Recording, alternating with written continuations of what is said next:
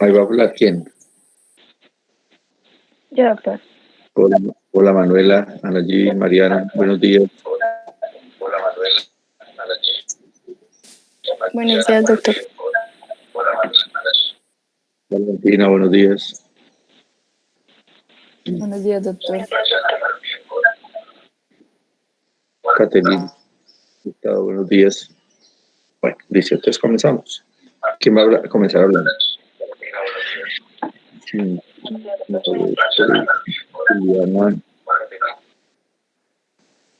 Juliana se me quedó. ¿Sí? Ya, doctor. Listo ya. Bueno. Entonces, bueno. Listo. Entonces, continuando con la segunda parte de la exposición.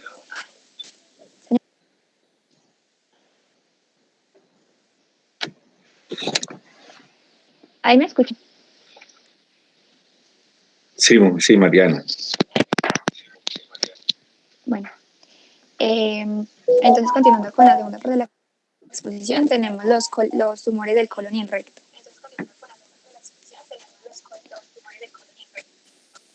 Bueno, el carcinoma colorectal es una de las neoplasias malignas más comunes en los países occidentales. Debemos entonces considerar primero la variedad de las lesiones tumorales no neoplásicas y neoplásicas, pero que son las benignas del colon y el recto. En conjunto, esas neoplasias se denominan los pólipos. Hay que tener en cuenta ciertos aspectos relacionados con la terminología. Entonces, un pólipo es una masa tumoral que sobresale a la luz del intestino y que comienza como una lesión sésil, sin un tallo definible. Sésil es decir que es un pólipo que crece de manera ligeramente aplanada y con una base ancha. Bueno, los pólipos de la mucosa colorectal son más frecuentes en la población adulta mayor y su origen se debe por anomalías en la maduración, en la arquitectura de la mucosa o desinflamación. Bueno, esos pólipos no neoplásicos carecen de potencial maligno en sí mismos y como ejemplo entonces tenemos el pólipo hiperplásico que se puede observar en el.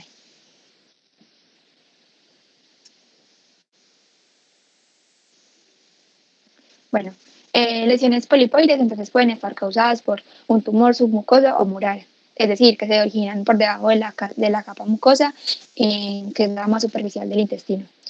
Y bueno, estos pólipos epiteliales son consecuencia de la proliferación y la displasia y se denominan pólipos adenomatosos o adenomas, y estos sí son verdaderas lesiones neoplásicas precursoras de un carcinoma. Y en la imagen también podemos ver un pólipo epitelial. Bueno, en el siguiente esquema podemos ver que hay pólipos que son no neoplásicos y pólipos neoplásicos. Entre los pólipos no neoplásicos encontramos los pólipos hiperplásicos, amartomatosos, inflamatorios y linfoides.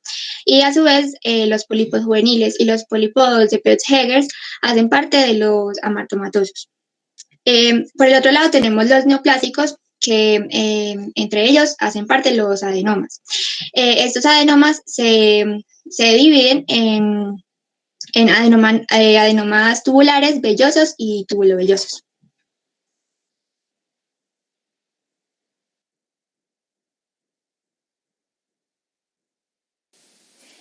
Bueno, entonces, como mencionó Manuela, estos, primero con los pólipos neoplásicos, los adenomas, estos son neoplasias inepiteliales que varían desde pequeñas lesiones frecuentemente pediculadas con un tallo y un tronco y grandes neoplasias que usualmente son sésiles. La prevalencia de los adenomas en el colon varía entre el 20 y el 30% antes de los 40 años de edad y aumenta hasta el 40-50% después de los 60 años. Los hombres y las mujeres se ven afectados pues de igual forma por estos adenomas. Bueno, otros aspectos son que todas las lesiones adenomatosas constituyen el resultado de la displasia proliferativa epitelial y que puede variar desde una displasia de bajo grado hasta de una de alto grado, como lo es un carcinoma in situ. Bueno, además los adenomas presentan una lesión precursora al adenocarcinoma colorectal invasivo y por tanto son tumores de crecimiento lento. Para que estos pólipos esos adenomas se puedan ver, pues deben pasar mucho tiempo para que pues, se puedan detectar. Estos miden entre 0.3 y 10 centímetros de diámetro y pueden ser pediculados o sesiles, como les mencioné, y presentar hipercromatismo nuclear, alargamiento y la estratificación. Bueno, y entonces estos pólipos, como Manuela, se dividen en adenomas tubulares, vellosos y tubulovellosos.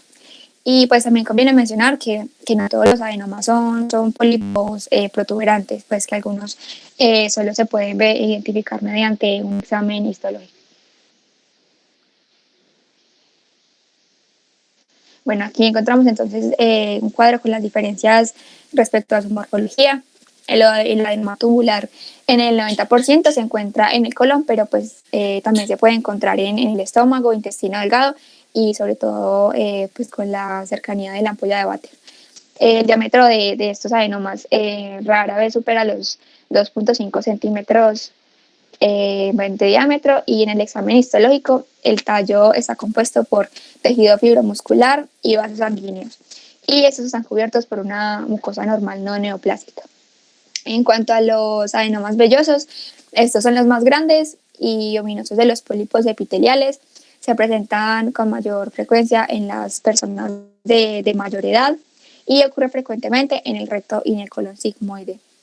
En general, estos son sésiles, miden 10 centímetros de diámetro y forman unas masas aterciopeladas que se proyectan 1 a 3 centímetros por encima de la mucosa normal. Y bueno, se pueden encontrar todos los grados de displasia, y cuando aparece este carcinoma invasivo, la invasión se produce directamente en la pared del colon, en la submucosa. Y los adenomas tubulovellosos son como un estadio intermedio entre las lesiones tubulares y vellosas en cuanto a la frecuencia de las formas en tallo y sésiles, con tallo y sésiles. Bueno, también en cuanto a su tamaño y el nivel general de la displasia. Bueno, el riesgo de albergar un carcinoma in situ o invasivo guarda relación directamente con la proporción vellosa de la lesión. Y sus características clínicas, encontramos que el adenoma tubulovelloso, el adenoma tubular, frecuentemente son asintomáticos, pero pues muchos de ellos pueden ser descubiertos durante la evaluación por una anemia o hemorragia oculta. Y los adenomas vellosos son sintomáticos pues más frecuentemente, y se descubren a causa de una hemorragia rectal franca.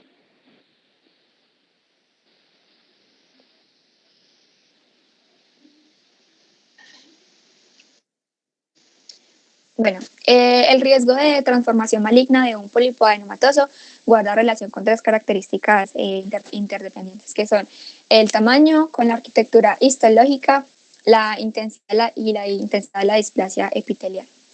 Bueno, el cáncer es raro en los carcinomas tubulares de menos de 1 centímetro de diámetro. El riesgo de cáncer es alto, próximo al 40% en los adenomas vellosos sésiles de más de 4 centímetros de diámetro, y la displasia intensa, cuando existe, se encuentran con frecuencia en las áreas vellosas.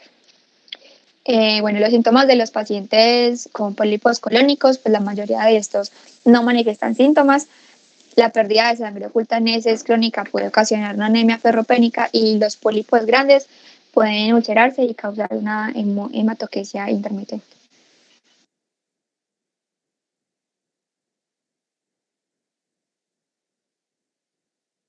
Bueno, continuando con los pólipos no neoplásicos, estos pueden aparecer de manera esporádica y frecuentemente en el colon. Y estos pólipos aumentan con la edad de la persona. Bueno, los pólipos que hacen parte de los no neoplásicos son los hiperplásicos, amartomatosos, inflamatorios y linfoides.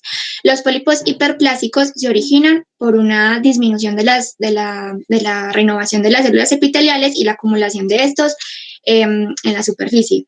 Estos son los más comunes y se encuentran alrededor del 90% de los pólipos epiteliales.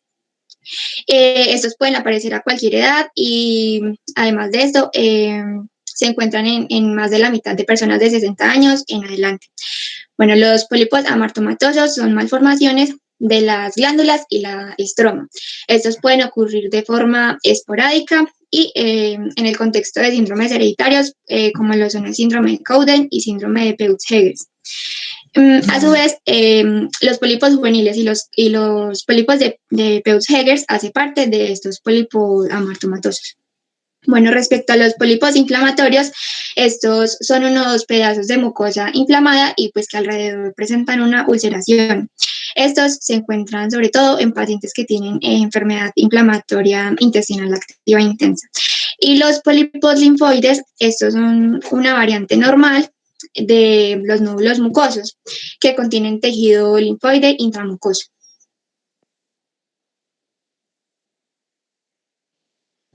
Bueno, respecto a las características de los pólipos hiperplásicos, estos son pólipos epiteliales menores de 5 centímetros de diámetro. Tienen protrusiones de la mucosa que son colocadas sobre la parte superior de estos pliegues mucosos y tienen características como que son húmedos, lisos, hemisféricos y similares a pezones. Estos pueden encontrarse tanto aislados como en gran cantidad, múltiples, y se localizan en el 50% en el colon rectosigmoide, como se logra ver ahí en la imagen. Respecto a las características microscópicas, entonces, estos son compuestos de glándulas bien formadas y criptas tapizadas por células epiteliales no neoplásicas, la mayoría de las cuales estas se encuentran diferenciadas en células absortivas o caliciformes maduras.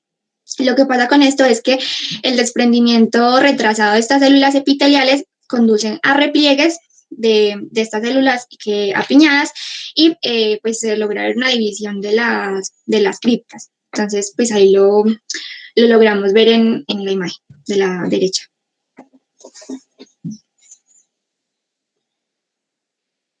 Bueno, respecto a los pólipos amartomatosos juveniles, estos, pues como mencioné anteriormente, también pertenecen los pólipos de Peutz-Jeghers.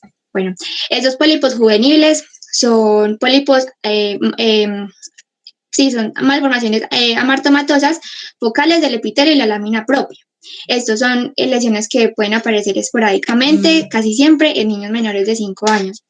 Estos pólipos aislados, también llamados pólipos de retención, pueden identificarse en el colon de los adultos y pueden ser menores de 1 centímetro de diámetro, aunque en general estos tienden a tener un tamaño de 1 a 3 centímetros de diámetro, de características redondos, lisos y lobulados de hasta 2 centímetros de longitud.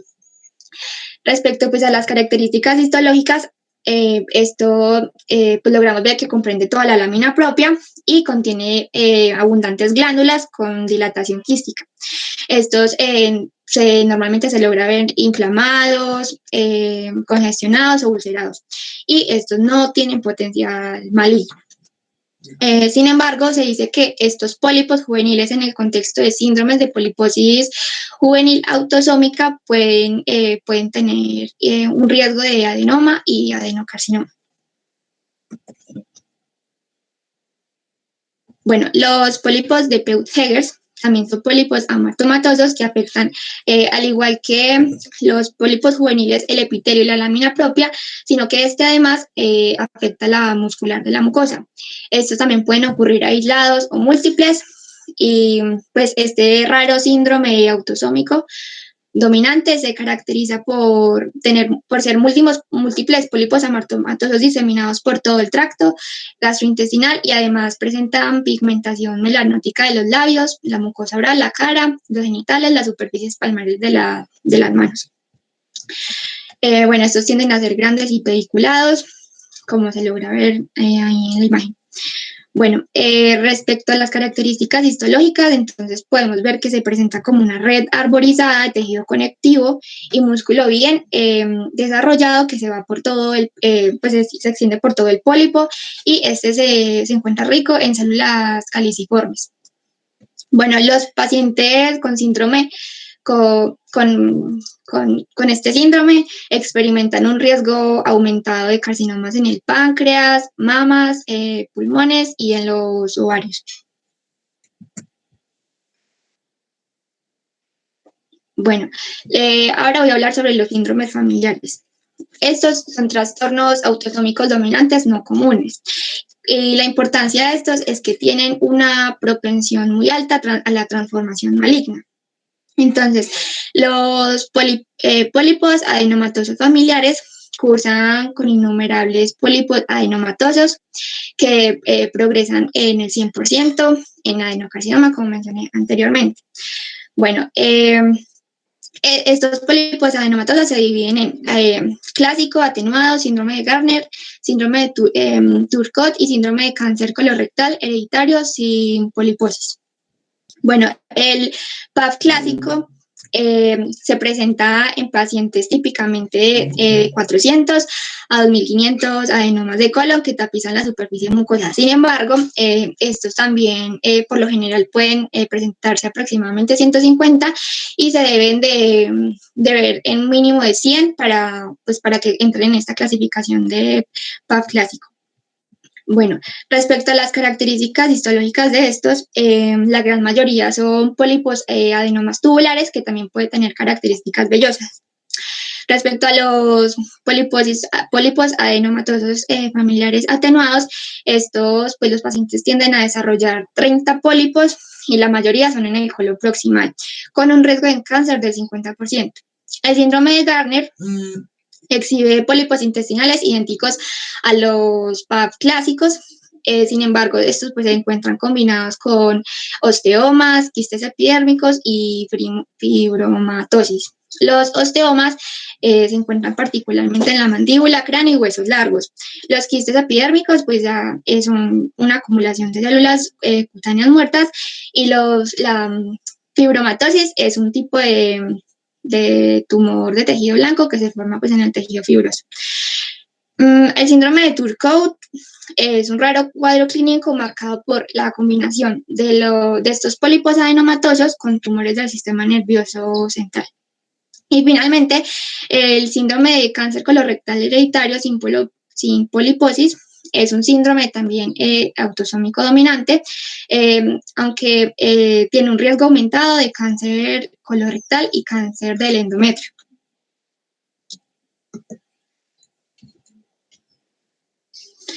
Bueno, ahora el carcinoma colorectal. El 98% de todos estos cánceres del intestino grueso son adenocarcinomas. Estos suelen nacer como pólipos y suelen producir síntomas relativamente pronto. La incidencia máxima de estos está entre los 60 y 79 años y menos del 20% se encuentran antes de los 50 años. Bueno, respecto a la relación de hombres y mujeres es 2-1 y los factores de riesgo pueden incluir tanto la dieta baja el consumo bajo de fibras, obesidad en actividad física, ingesta excesiva de calorías y de carbohidratos refinados, asimismo pues la ingesta de colesterol. Y hay un enfoque ingesta de micronutrientes protectores. Bueno, no, Katy, devuélvelo por favor. Bueno, respecto a las características clínicas de estos, entonces, estos permanecen asintomáticos durante años y pues aparecen de manera insidiosa. Entonces, las características del cáncer de ciego y del colon derecho pueden desarrollar cansancio, debilidad y anemia ferropénica. Estas sangran y tienen un diagnóstico precoz. Las lesiones del lado izquierdo del colon producen por lo general hemorragia alta, cambios pues en el tránsito, en el hábito intestinal, retorcijones en la fósila izquierda y suelen presentar melenas, diarrea y estreñimiento. Bueno,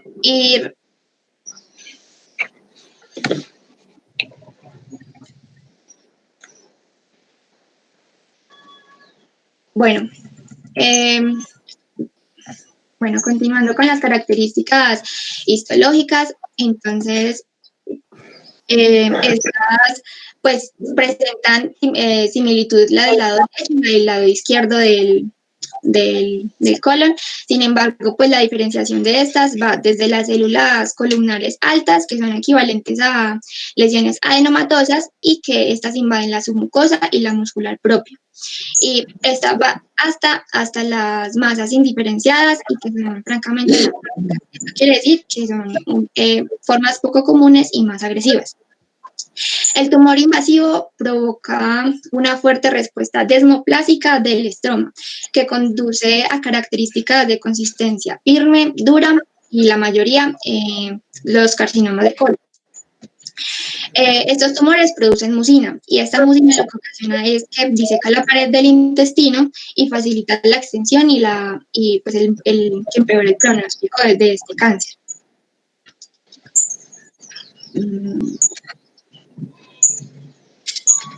Bueno, en esta tabla logramos ver la clasificación TNM, el carcinoma del colon y el recto. Y al lado derecho, la estratificación que tiene esta. Bueno, la clasificación tumor, ganglios, metástasis, entonces lo podemos ver que va de IS hasta T1 y T4. La clasificación T hace referencia al tamaño máximo que puede alcanzar esta neoplasia. La N hace referencia a los nódulos, pues si tiene un alcance en los nódulos, y la metástasis, pues que no, cuando hay una X, indica que no es posible evaluarlo, al igual que en los nódulos, y cuando aparece pues algún número, 1 o 2, dependiendo pues como del alcance que tenga en estos nódulos o la metástasis. Entonces, en el lado derecho logramos ver la imagen de un carcinoma in situ, que es IS, y se logra ver que solamente afecta a la mucosa. El carcinoma T1, como logramos ver ahí en la imagen, pues atraviesa la muscular de la mucosa. El T2 se extiende en la muscular propia, pero pues no la penetra, y el T3 ya es ya penetra pues toda la capa de la mucosa, y T4 pues ya hay alcance en los demás órganos.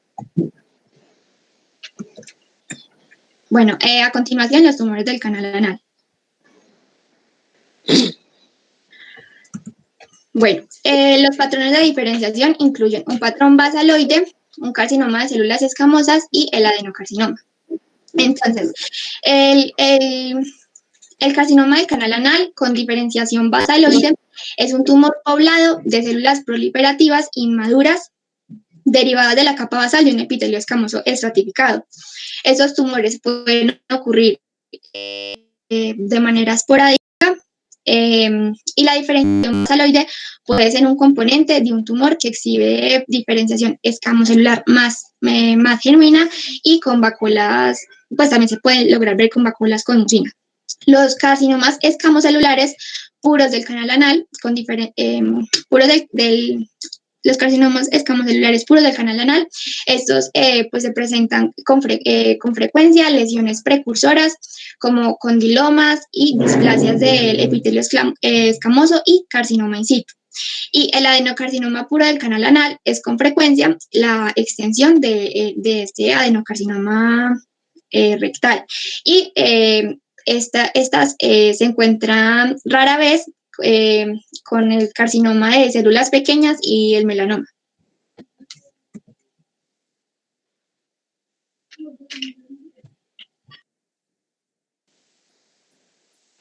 Listo, vamos entonces con el artículo. En eso que comentaban ahí de las lesiones neoplásicas de la región de lo que es el canal anal, pues ese tipo de comportamiento, de tipo de diferenciación celular, pues va de acuerdo como a lo que le corresponde al sitio anatómico.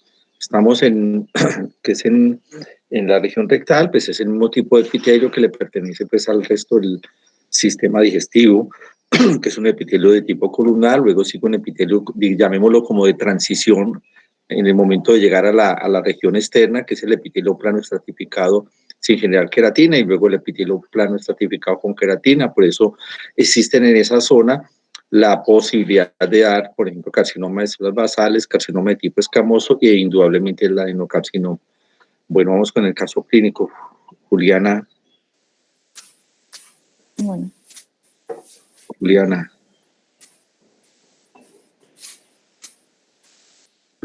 Franco. Juliana no está. Bueno, doctor. Entonces, ¿quién va? Bueno, ya seguimos con la presentación del caso, que ya sería una paciente recién nacida de sexo femenino, su madre con diagnóstico de preeclampsia, se clasificó como prematuro moderado, se le realizó ya la maduración pulmonar antes del nacimiento, obtuvo un ADGAR de 8 al minuto y de 9 a los 5 minutos de vida. Se le realizó reanimación superficial y pues ya se determinó que tiene un peso muy bajo al nacimiento, que sería de 1.350 gramos.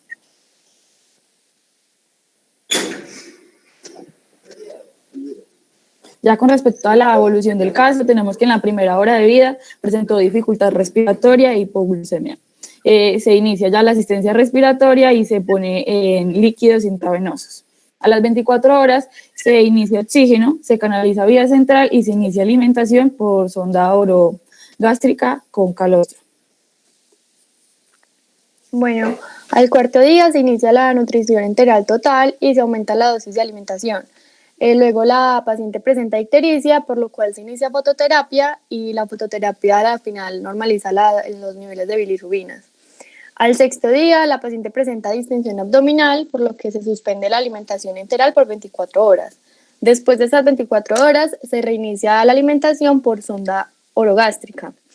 Al 10º día, la paciente vuelve a presentar distensión abdominal, deposiciones abundantes y deja residuos gástricos en la sonda orogástrica, por lo cual se vuelve a suspender la alimentación.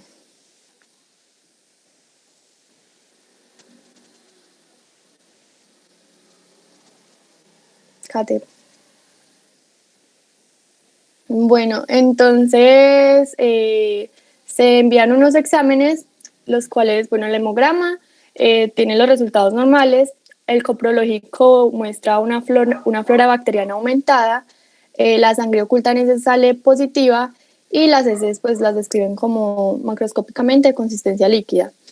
El plan a seguir es que se inician antibióticos, la radiografía de abdomen muestra edema, interasas y aumento del gas intestinal. Entonces acá yo les pregunto a ustedes en qué diagnóstico pensarían.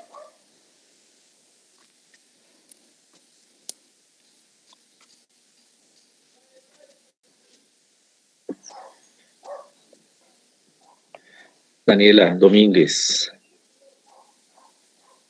Daniela. Sí, buenos días. Buenos días, Daniela. A ver, ¿qué posibilidades?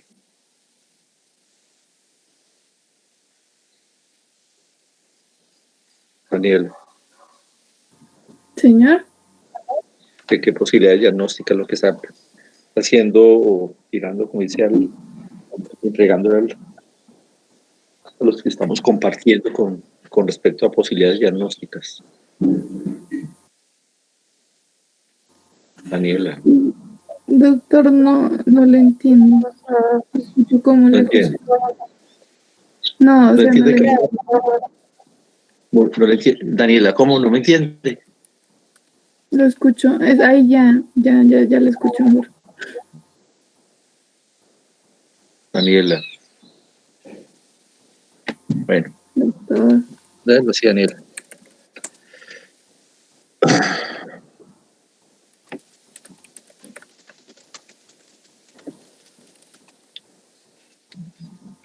¿Pueden devolver un momentico, por favor? Qué pena. Caterina, no, Laura Rodríguez. Señor. Cuéntenos, mujer. Posibilidades diagnósticas. Doctor, pues a mí se me ocurre de pronto una obstrucción intestinal. Una obstrucción intestinal, basado en... Pues es que, pues por allá en otra diapositiva vi como que había gas en la región. Ajá. Ay, espere, no me acuerdo dónde era, pero decía que había gas Sí, sí. Entonces, pues eso me hizo pensar. Bueno, compañero, a ver, Juan Miguel Mejía.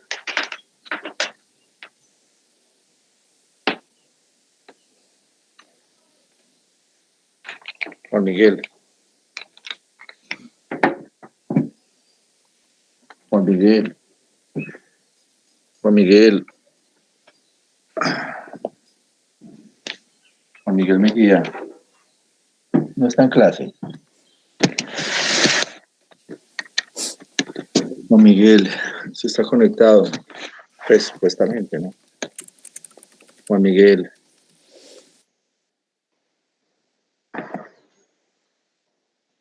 Cuénteme, Juan Miguel, no ponga el micrófono. Ponga el micrófono, Juan Miguel. Sí. Madre María. Ya, listo. La misma pregunta. Sí, pero me la puede repetir, por favor. ¿Por qué, Juan Miguel? No entendió lo que estamos preguntando. No, señor. No se entendió. Ay, esta mujer, es como que no. Mire, Juan Miguel no entendió lo que estaba preguntando. Es que la pregunta era muy concreta.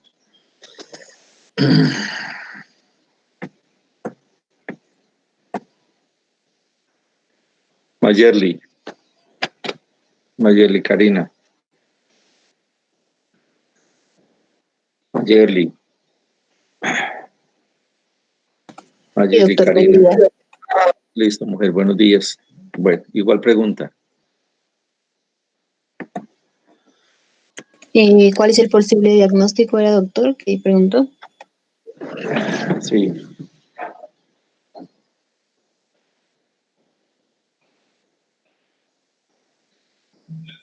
Doctor, pregunta. ¿No podría ser una enfermedad de Hirschsprung, megacolon gangliónico? Sí, pero Pues, ya sí. lo voy a intervenir, un minutico. Que Mayerly nos hable un momentico. Doctor, no sé, de pronto una inflamación por ¿Cómo de qué tipo? bacterias, una enterocolitis. Una enterocolitis, porque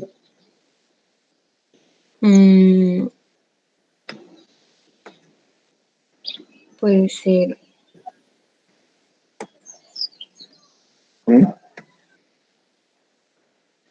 Pues porque hay una inflamación que, pues no sé, la inflamación como del colon o algo así, no sé. Que puede ser, pues, como dije, causada por una infección, como bacterias o cosas así. bueno, ahora sí, ¿quién era el que me estaba hablando ahí en ese momento? Yo, doctor, pues yo pensé en el megacolon gangliónico porque pues es primero pues muy reciente al nacimiento del bebé, por otra parte incluye la distensión y si bien posiblemente pues haya aumento como de distensión, pues también hablaban de que podía haber en algunos casos pues diarreas, pero pues no sé realmente si sea eso. Tengo pues mis dudas, pero pues se me viene de pronto la idea de que puede ser eso. Pues gracias por... Doctor, Sí. quizás porque el bebé es prematuro, Sí. ¿verdad? Y por, pues, también digamos, la baja del peso, uno podría llegar a pensar en una enterocolitis necrotizante que también se da mucho en bebés. Sí, cabe dentro de las posibilidades. Listo, gracias. Claudia Lorena Vera. A ver la última participación. Doctor. Claudia. Sí, doctor. Cuéntanos, mujer. También estoy de acuerdo con Daniel por la cuestión de lo que es prematuro y por los síntomas que tenía, por lo que decía la compañera, que tenía un pedazo que se veían como gases, la inflamación que estaba teniendo, entonces, y por también el rechazo con la sonda nasogástrica, que podía pues, la nutrición. Sí. Bueno, sigamos.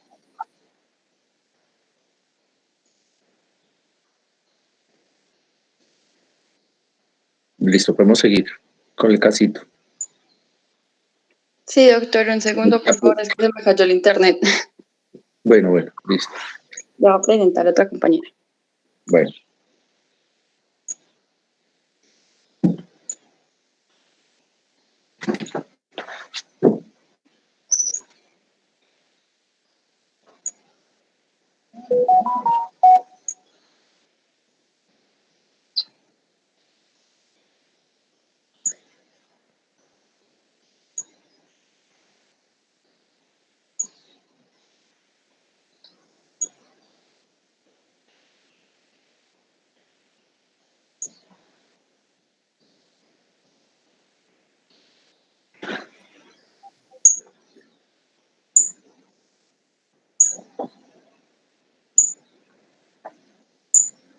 Qué pena, se me había caído el internet.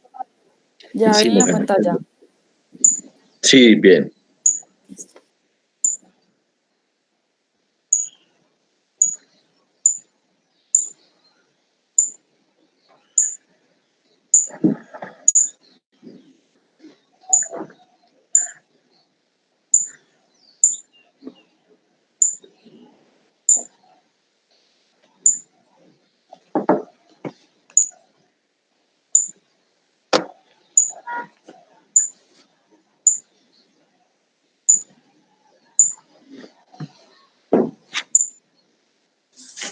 No sé si ya habrán dicho el diagnóstico.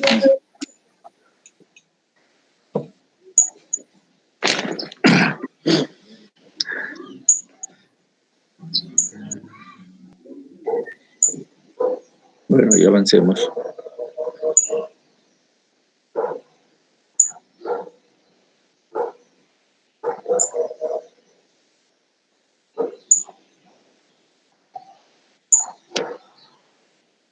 Bueno, ahí continuemos. Sí, se está yendo bien. Bueno, entonces, no sé, bueno, para concluir, el diagnóstico fue enterocolitis necrotizante no perforada. Esto lo sabemos, pues ya como habíamos dicho, esta enfermedad es prevalente en los recién nacidos, principalmente aquellos de bajo peso y de menor edad gestacional.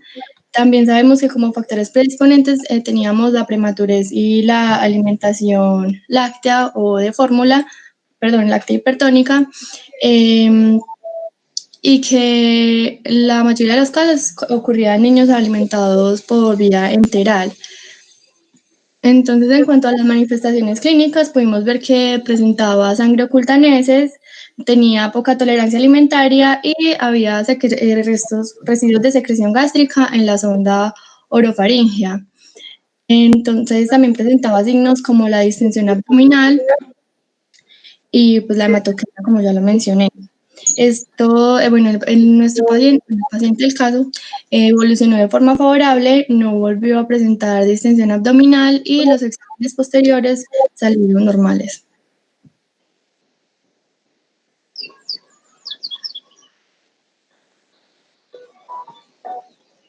Bueno, listo. Ahora, bueno, seguimos. Bueno, el artículo que encontramos es el papel de la flora intestinal en la salud y en la enfermedad. Entonces, pues como ya sabemos, el tracto gastrointestinal constituye la principal superficie de intercambio y comunicación entre el medio interno y el externo. Y como resultado de dos beneficios importantes, como son la nutrición y la defensa.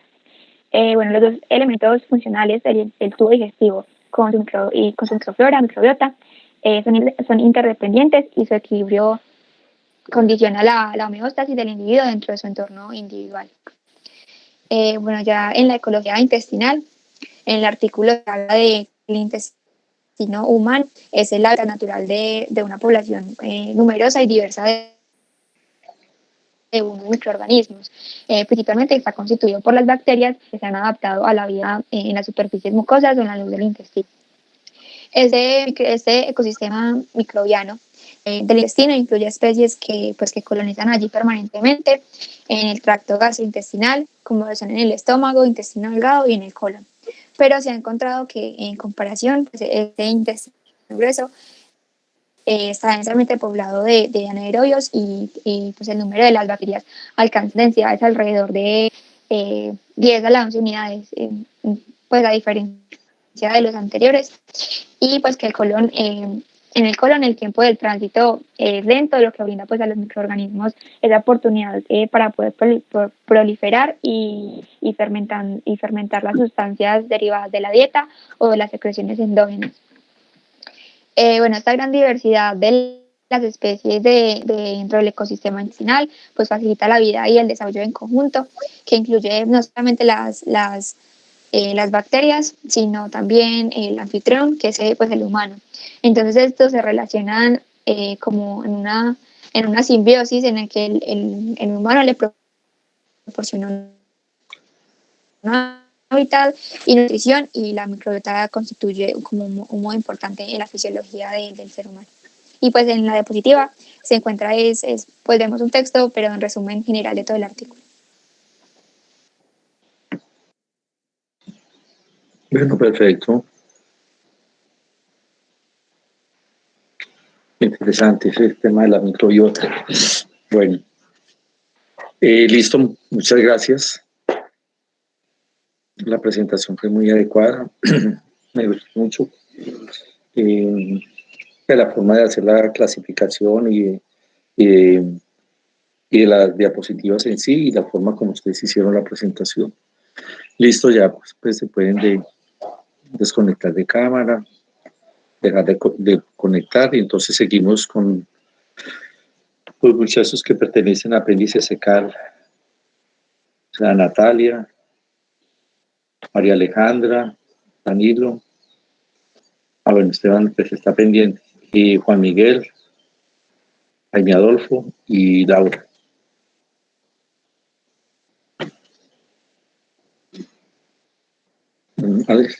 ¿Hacen ustedes la presentación o la colocan?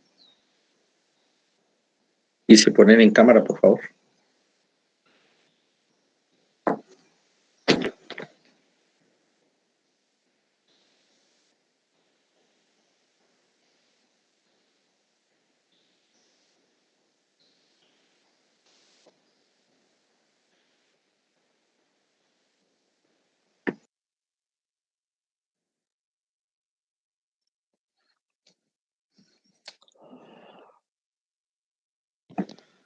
María Alejandra, buenos días.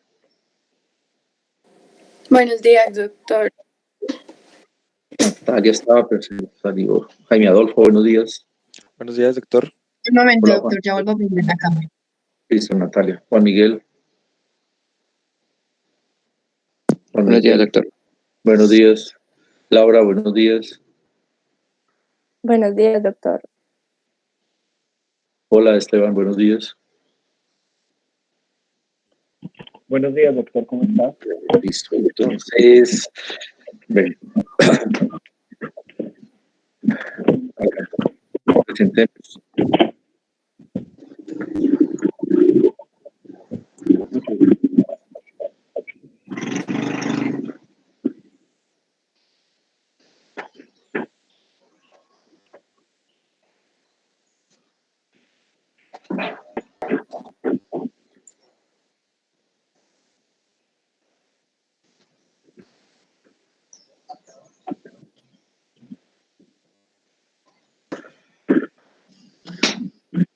Este tema de apéndice secal, a pesar de ser una estructura pequeña, de una, como van a mencionar los compañeros, pues de una pertenencia histológica muy semejante a lo que lo circunda, o el sitio donde se encuentra, que es en el colon, y da tema para hacer una buena diserción como la hicieron los compañeros con respecto a ella, de todo lo que podemos obtener.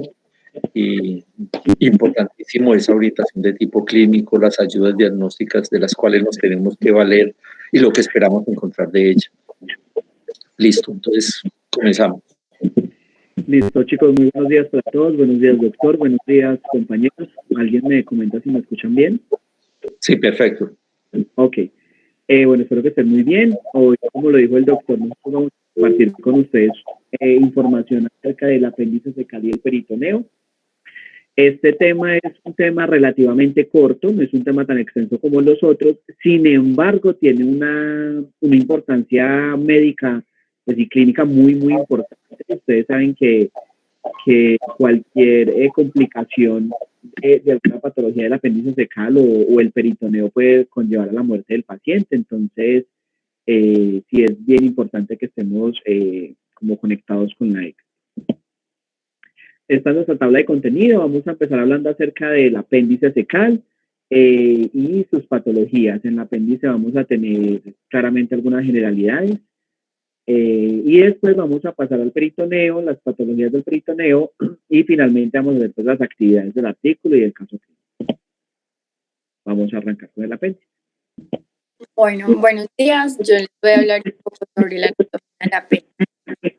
Vamos a tener que el apéndice es un tubo hueco y estrecho, está unido al ciego y que tiene una longitud de aproximadamente 6 a 10 centímetros. Creo que se escucha. Ya, me toca entonces. Gracias.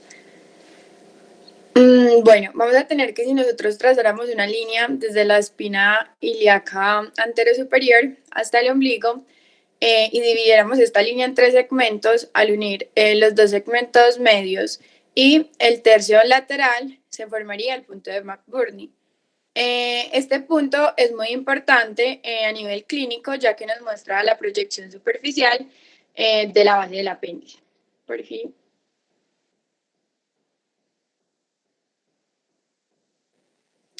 Otra vez. Bueno, el apéndice está unido al ilion terminal por el mesoapéndice, que es una membrana de peritoneo, y allí están contenidos los vasos apendiculares.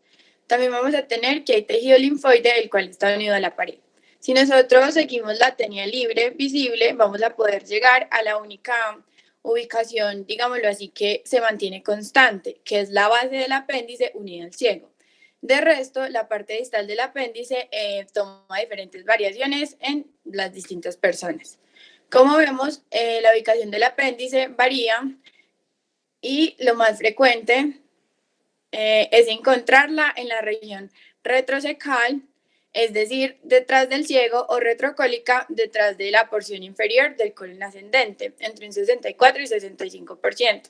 Seguidamente de la frecuencia del 32% si está por encima del borde de la pelvis o de manera descendente. Subcecal si se encuentra por debajo del ciego en un 2% y con menos frecuencia preileal, es decir, por encima del ilion, que puede tener contacto con la pared abdominal, o retroileal si se encuentra por debajo del ilion terminal, entre un 0,5 y un 1%. En cuanto a la irrigación, vamos a tener que, pues empieza desde la arteria mesentérica superior, que da una rama, que es la arteria iliocólica, que a su vez, pues de allí se proyecta la arteria pendicular. En el drenaje venoso, vamos a tener que drena de la vena pendicular a la vena iliocólica y va a la vena mesentérica superior. Todo el drenaje linfático, por lo general, drena en los nódulos linfáticos del mesoapéndice y en los iliocólicos. Estos a su vez siguen la proyección de la arteria iliocólica, pues están ubicados como alrededor de ella y siguen su misma disposición. Los vasos linfáticos eferentes drenan a los nódulos linfáticos mesentéricos superiores. Y ya en cuanto a la inervación, vemos que son fibras nerviosas aferentes que acompañan a los nervios simpáticos, que por lo general se van hacia el segmento T10 de la médula espinal. Bueno, ahora vamos a hablar de la histología. Entonces, como sabemos, pues el apéndice es una evaginación del ciego de longitud variable que tiene una estructura muy parecida a la del intestino grueso, pero va a tener pues sus aspectos propios, como lo es un engrosamiento en su pared por la presencia de abundante tejido linfoide que hay allí. En cuanto a la mucosa, esta tiene epitelio cilíndrico simple con células absortivas y escasas células caliciformes y criptas de Lieberkühn. Y además tiene gran cantidad de células enterocromafines que secretan serotonina. Con respecto a la lámina propia, esta tiene múltiples nódulos linfoides que pueden penetrar en la muscular de la mucosa y en la submucosa. Y en cuanto a la submucosa, esta es gruesa y con numerosos adipocitos. Ya en cuanto a la muscular externa, ella es una capa más delgada que la del intestino grueso y sin presencia de tenias. Y finalmente, va a tener la serosa allí, que se encuentra revistiendo la superficie intestinal.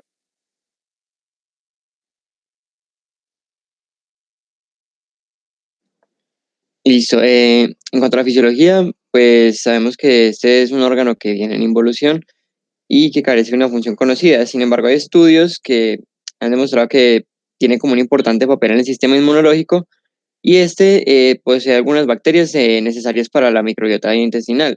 También ha habido estudios que han demostrado que mujeres con apendicitis incluso han tenido 34% de más probabilidades de quedar en embarazo.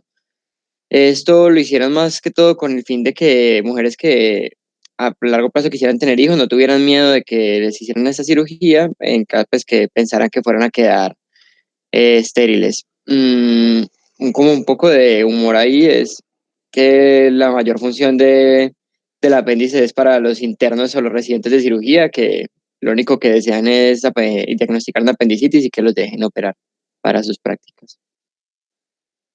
Continúa. Listo. Características de este órgano, pues sabemos que en el adulto promedio mide de unos 6 a unos 7 centímetros. Como lo dijo ahorita Aleja, este está anclado a una parte del mesenterio, tiene las mismas 4 capas del tracto intestinal y una mucosa del tipo colónica.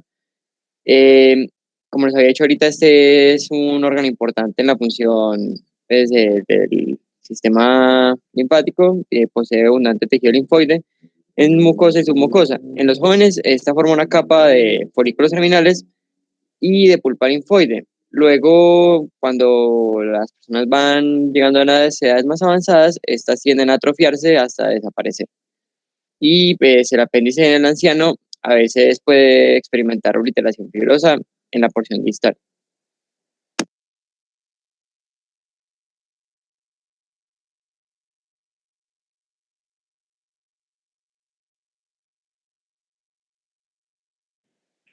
Ok.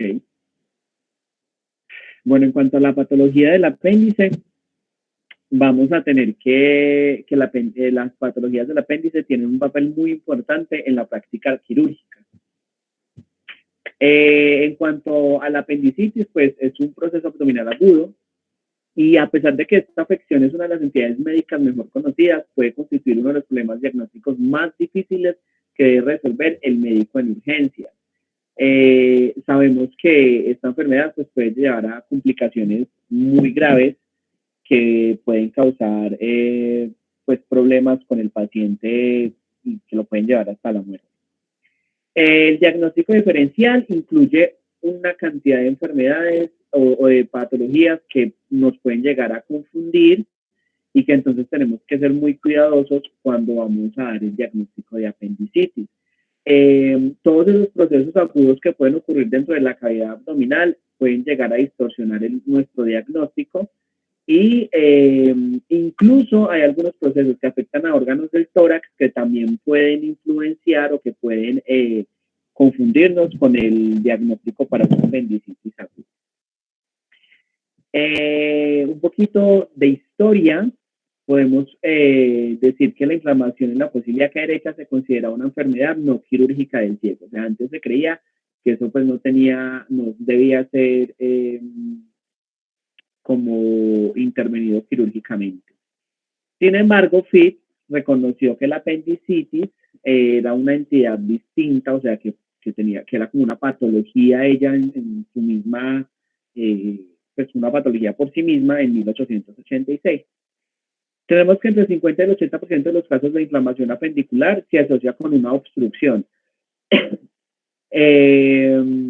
Normalmente esta obstrucción la ocasiona un fecalito. Sin embargo, chicos, hay un porcentaje más pequeño que tenemos que tener muy en cuenta, que no es ocasionado por un fecalito. Normalmente son son de etiología desconocida, o sea, no se sabe qué pasó, simplemente una inflamación del apéndice y pues habrá que proceder quirúrgicamente.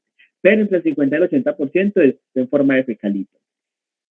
También con una menor frecuencia hay un cálculo, un tumor o un acúmulo de helmintos, que serían los oxidiosis vermiculares. Aquí tenemos como más o menos como un proceso que hicimos como hacer ay Dios, estoy muy lento con las palabras. Hicimos como cronograma, bueno, no cronograma, no. Como plano, digámoslo así, de la apendicitis aguda, en donde vamos a ir como por pasos hasta llegar a un final. Entonces tenemos una secreción continuada de líquido mucinoso en la víscera obstruida. Después de esto, lo que va a pasar es que como se empieza a tener mucha secreción de ese líquido mucinoso, pues la presión intraluminal empieza a aumentarse. Y este aumento es de manera progresiva. Después, entonces, como se empieza a aumentar la presión intraluminal, pues obviamente la luz del apéndice empieza pues a desaparecer. Después, gracias a este aumento progresivo de la presión intraluminal, hay un colapso de las venas del drenaje. Después vamos a tener una lesión isquémica, pues por el colapso de las venas del drenaje vamos a tener una lesión isquémica que favorece la proliferación de las bacterias con edema inflamatorio y exudaciones, y seguido a esto pues vamos a tener un mayor compromiso de suministro de sangre. Lo que les decía ahorita es que una minoría de los apéndices inflamados no presentan obstrucción luminal demostrable y la patogenia de la inflamación sigue siendo desconocida, lo que les decía ahorita. Aunque el 50 y el 80% es un fecalito, pues puede que haya una obstrucción, que haya un problema desconocido y que se esté inflamando el apéndice sin causa alguna. Bueno, ya hablando de la morfología, vamos a tener que hay como unas fases, una fase inicial y una fase tardía. Acá en la fase inicial, ¿qué va a haber? Un exudado neutrofílico que va a ser escaso a través de la mucosa, de la submucosa y de la muscular propia. Vamos a tener unos vasos subserosos que van a estar congestionados. Con frecuencia hay un infiltrado neutrofílico perivascular y vamos a tener lo que los cirujanos denominan una apendicitis aguda incipiente.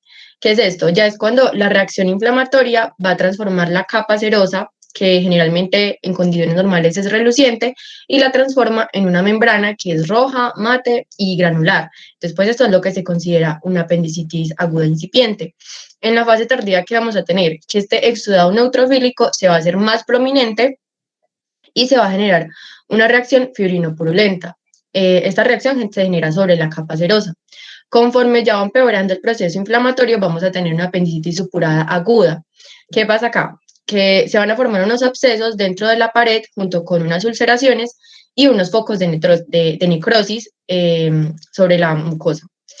Ya después, cuando el compromiso apendicular progresa, se va a llevar como a unas zonas grandes de ulceración verdosa hemorrágica en la mucosa y a una necrosis gangrenosa de color negro verdoso, que es como a través de la pared, y esta ya se extiende hasta la serosa y vamos a tener una apendicitis gangrenosa aguda. Y esto generalmente pues se sigue rápidamente por rotura y ya una peritonitis supurada. Acá tenemos pues como las imágenes de las fases que les acabo de mencionar, de cómo es en el estado normal, cómo es ya inicialmente cuando está simple, cómo es fibriginosa, la gangrenosa y ya lo último que es la perforada. Bueno, acá hablando de los criterios histológicos para el diagnóstico, pues es muy importante como la infiltración neutrófila que se da en la mucosa propia, y también es usual que se observen dentro de la mucosa neutrófilos y ulceraciones que, como ya había mencionado antes, pues se dan en las fases.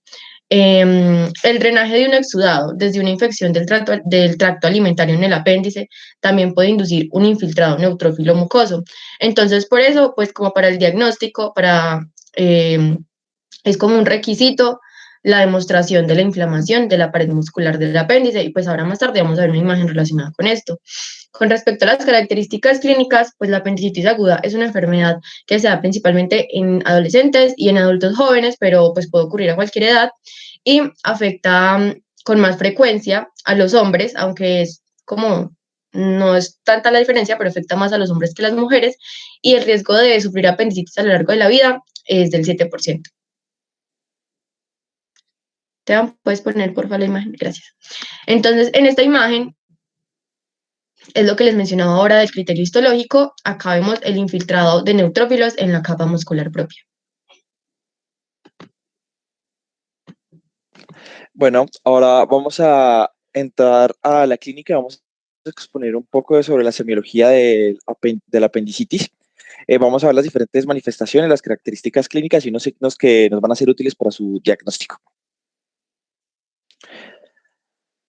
En cuanto a las manifestaciones, se pueden producir en una secuencia que está indicada siguiendo el orden. Inicialmente podemos encontrar un dolor que al principio es periumbilical, pero posteriormente este dolor va a migrar a la fosa ilíaca derecha. Junto con la migración del dolor vamos a encontrar náuseas y vómitos, no se presentan antes de esta migración, y va a existir una hipersensibilidad abdominal que se encuentra todo, más que todo pues en la región del apéndice. Puede existir lo que vendría siendo una fiebre ligera y una elevación de los leucocitos que pueden oscilar entre 15.000 a 20.000 en el examen paraclínico. Por desgracia, tenemos que pues estas manifestaciones que podemos ver en este orden cronológico no se encuentran manifestadas en todos los pacientes.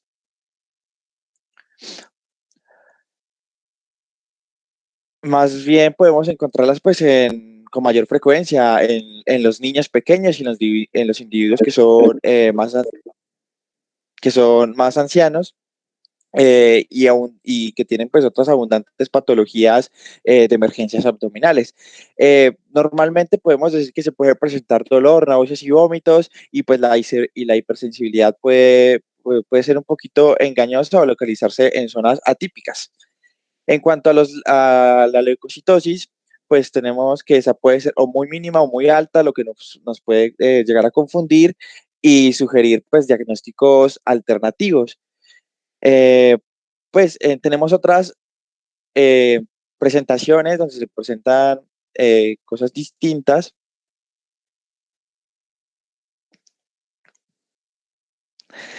Por ejemplo, podemos presentar un apéndice retrocecal que puede generar dolor pélvico o en la fosa renal derecha, o podemos presentar que exista una rotación patológica del colon que puede terminar originando una apendicitis en el hipocondrio izquierdo, la zona contraria a la donde normalmente se presenta.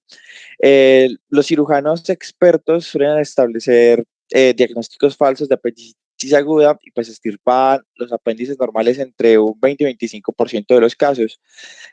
Pues las molestias y los riesgos asociados con la laparotomía y el descubrimiento de ausencia de enfermedad son muchísimo menores que la mortalidad y la morbilidad, que es más o menos alrededor del 2%, asociada con la perforación apendicular.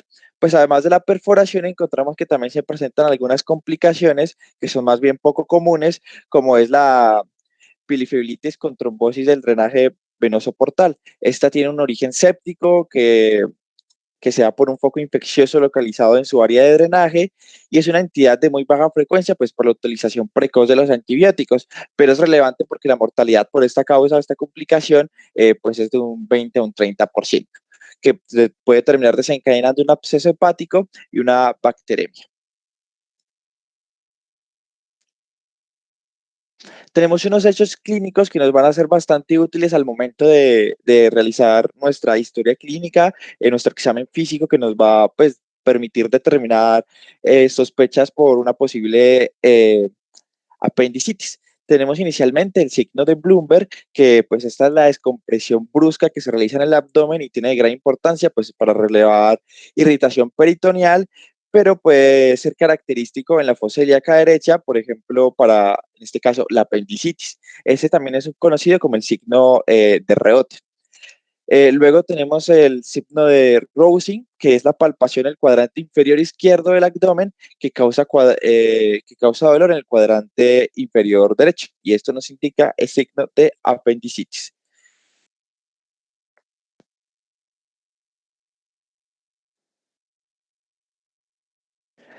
Entonces tenemos el signo del obturador, que pues esta es la rotación interna en la cadera que causa dolor, lo que sugiere la posibilidad de un apéndice inflamado ubicado en la pelvis. También tenemos el signo del iliopsoas, que es la extensión de la cadera del lado derecho que causa dolor en la región posterolateral de la cadera, lo que también sugiere una apendicitis, pero en este caso retrocecal. Tenemos otras manifestaciones que nos pueden ser útiles, como es la escala de Alvarado. Por favor, Esteban. Esta escala nos permite diagnosticar en el abdomen agudo apendicitis aguda en grupos de alto riesgo. Como vemos acá abajo, presentamos diferentes niveles de riesgo con puntuaciones de 0 a 4, de 5 a 7 y de 8 a 10. Podemos diagnosticar apendicitis con una puntuación mayor a 7. Vemos que se presentan los distintos síntomas, signos y manifestaciones que hemos nombrado. Entre ellos tenemos, por ejemplo, en los signos el dolor al rebote o la descompresión, con nuestro signo que nos mostramos ahorita, se nos da 2 puntos. En cuanto al laboratorio, la leucocitosis también representa de un gran valor. Entonces acá tenemos en un puntaje total de 10 y pues según los puntos que represente nuestro paciente nos lo agruparemos en un nivel de riesgo. Ahora contamos con lo que vendría siendo ayudas paraclínicas, exámenes que nos podrían ser útiles. En cuanto a eso tenemos la ecografía, que pues la ecografía tiene una alta eficiencia como herramienta diagnóstica, pero pues depende de gran medida del uso del operador. Incluso pues en manos expertas podrían observarse un apéndice secal. Tiene una sensibilidad del 86% con una especificidad del 81%. La ecografía, en especial pues las técnicas intravaginales, parece ser de gran utilidad para identificar las enfermedades pélvicas en mujeres.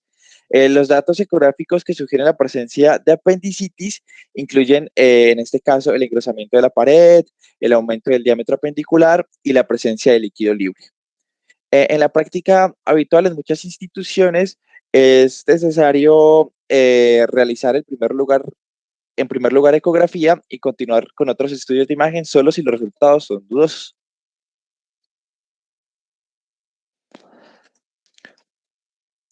Acá podemos ver una ecografía donde se evidencia un engrosamiento de la pared, un aumento del diámetro.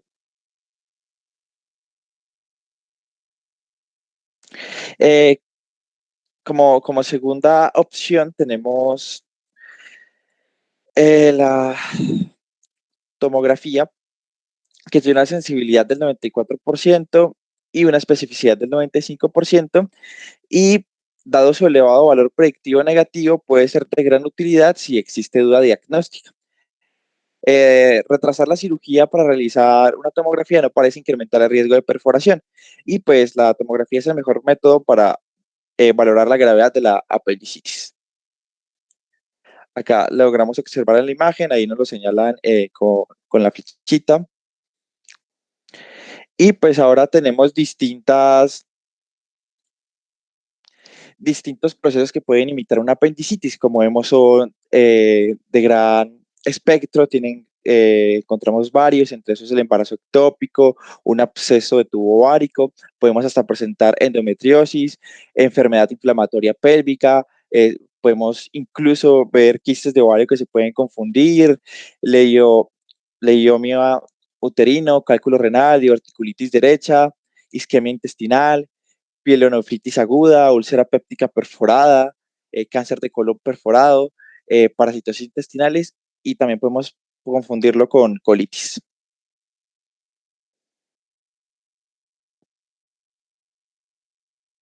En cuanto a la inflamación crónica del apéndice, pues es difícil definir como pues una entidad anatomopatológica, pero podemos decir que ocasionalmente podemos decir que el tejido de granulación y la fibrosis asociadas con inflamación aguda y crónica del apéndice sugieren una organización de una apendicitis aguda. Con mucha frecuencia encontramos que los episodios agudos recurrentes sugieren algún trastorno crónico subyacente. Y en algunos individuos el apéndice es un cordón fibroso desde el nacimiento. No se puede asumir que la fibrosis apendicular constituye el resultado de una inflamación previa.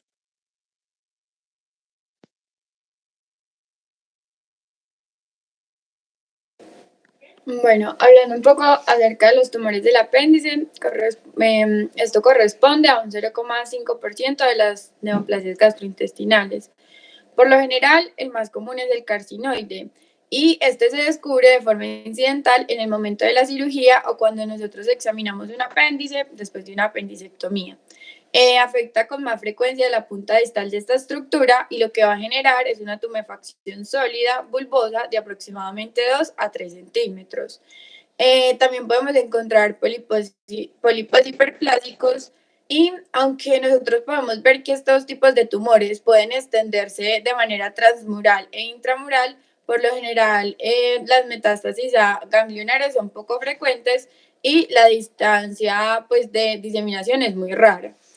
En cuanto al carcinoide más frecuente, vamos a encontrar que es el carcinoma de células caliciformes o el adenocarcinoide, en donde vamos a encontrar unas células rechonchas que contienen vacuolas llenas de mucina. Y el menos frecuente de los carcinoides es el adenoma el menos frecuente que se encuentra en el apéndice es los adenomas convencionales o adenocarcinomas que no producen mucina. Lo que estos van a hacer es generar un agrandamiento neoplásico que a su vez causa una obstrucción y muchas veces esto se confunde con una apendicitis aguda. En la imagen A y B podemos ver un acúmulo de células en forma de nido rodeado por un estroma fibrovascular. Y en la parte de abajo es como una ampliación de esa imagen con aceite de inmersión, en donde vamos a ver que estas células tumorales son células son células redondas, perdón, son células redondas, son células redondas hipercromáticas y ya.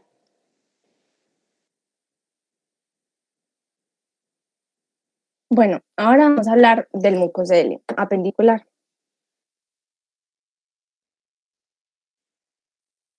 Bueno, suele presentarse como un hallazgo incidental en las intervenciones quirúrgicas, en las exploraciones radiológicas o en los procesos endoscópicos y hace referencia al aspecto macroscópico de un apéndice dilatado lleno de mucina. En cuanto a su naturaleza anatomopatológica, puede variar desde un apéndice obstruido inocuo que contiene mucina espesada hasta un adenoma secretor de mucina que se llama cistoadenoma mucinoso y hasta un adenocarcinoma que lo llamamos cistoadenocarcinoma mucinoso, que les vamos a explicar más adelante. Y esta enfermedad vemos que afecta principalmente a mujeres entre la quinta y la sexta década de la vida.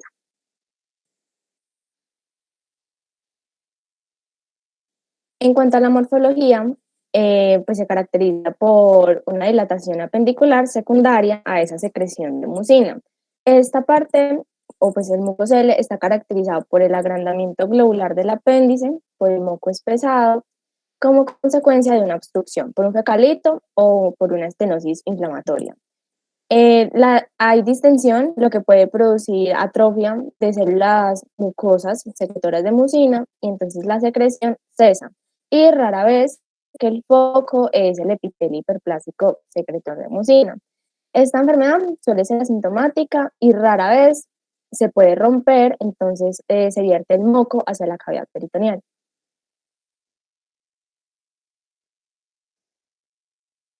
Bueno, en cuanto a los síntomas, son muy inespecíficos y eso pues pueden variar desde cuadros que son totalmente asintomáticos hasta cuadros de dolor abdominal que son muy similares a una apendicitis aguda. Y también se puede presentar pues palpable, hemorragia digestiva y con menos frecuencia manifestaciones urológicas. En cuanto al diagnóstico, pues este también se hace muy difícil por esa misma inespecificidad de los síntomas. Entonces, por eso se ha visto que en más del 60% de los casos se diagnostica en la cirugía. Vamos a ver también que las imágenes diagnósticas no son muy confiables a la hora de hacer el diagnóstico, entonces se recomienda hacer una escisión quirúrgica, pero sin rotura capsular. Y pues igualmente se pueden utilizar pruebas complementarias en el momento, pues como la ecografía abdominal o ginecológica, una TAC abdominal o un enema opaco y una colonoscopia. Y digamos en la imagen podemos ver o apreciar la pieza quirúrgica del apéndice dilatado y en la otra parte, pues al corte, el lumen lleno del material mucoide y también el compromiso de la base apendicular. Bueno, vamos a ver que esta enfermedad, este mucocele, pues tiene complicaciones que son muy raras, pero que pueden incluir obstrucción intestinal o hemorragia digestiva. Pero en el peor de los casos se puede dar un pseudomixoma peritoneal que ocurre cuando hay diseminación peritoneal de ese material mucoso. Entonces, como vemos, es una lesión gelatinosa, bien circunscrita, con líquido mucinoso, pero no hemorrágico. Y en el examen microscópico, pues ya vamos a ver grandes áreas de epitelio columnar mucinoso, núcleos basales hipercromáticos y gran cantidad de células inflamatorias.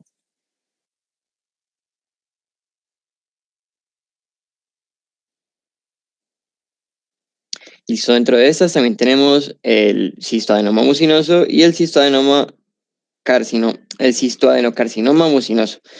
El primero pues es una neoplasia más benigna, es la más común mucinosa. Esta es histológicamente idéntica a los tumores analgosos de ovario. Sabemos que macroscópicamente es muy difícil de diferenciar del cistoadenocarcinoma. Este también produce algunas colecciones localizadas de moco. Y en su examen histológico del moco no revela células malignas. Y ahora en contraste con el cistoadenocarcinoma, este se puede diseminar más allá del apéndice. Ya les he dicho que es indistinguible pues, macroscópicamente del cistoadenoma. En su estado desarrollado presenta la misma complicación del mucocele, que es el pseudomixoma peritoneal, pues que es la mucina en el abdomen. Y ese también puede penetrar la pared del apéndice con células invasivas.